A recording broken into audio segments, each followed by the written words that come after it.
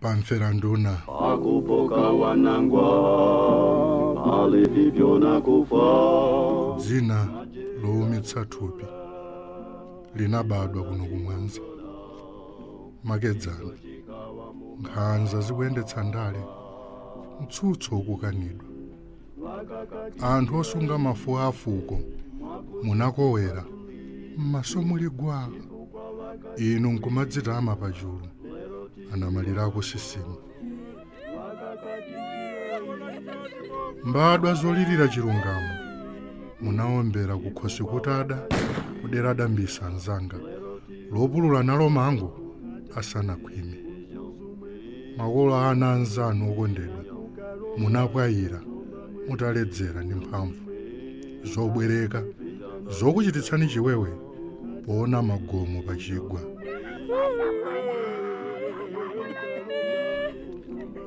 munalephera kutsutsa mfundo zoluma ndi choonadi anasanja inu munaswa mitu yawo mosaopa kolona pachifuwa analakwa anja achiwanga lero ankhanzano tiyankheni anaputa yani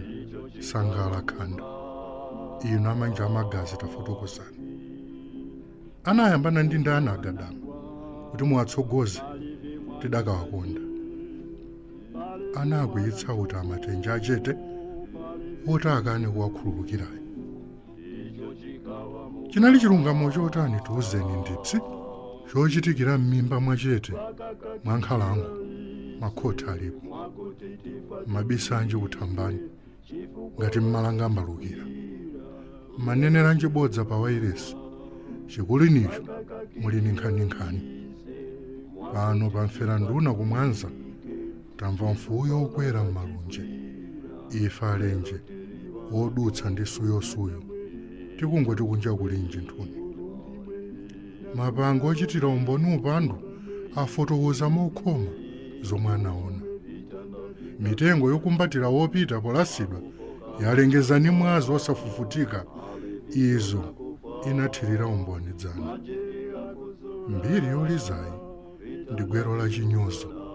ndi chitsera chopsetsa mtima fuko pano pamfera nduna pofuka ndi ukali chimake cha mafufutu osayiwalidwa anduna ndi phungu zawo fungo la imfa lochita kachi silidzatha pano pachiliza choliza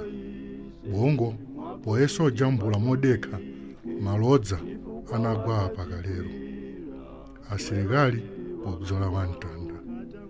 maso akati tha pachipirala ichi chachikumbutso cha misozi mutu umangoti pukupuku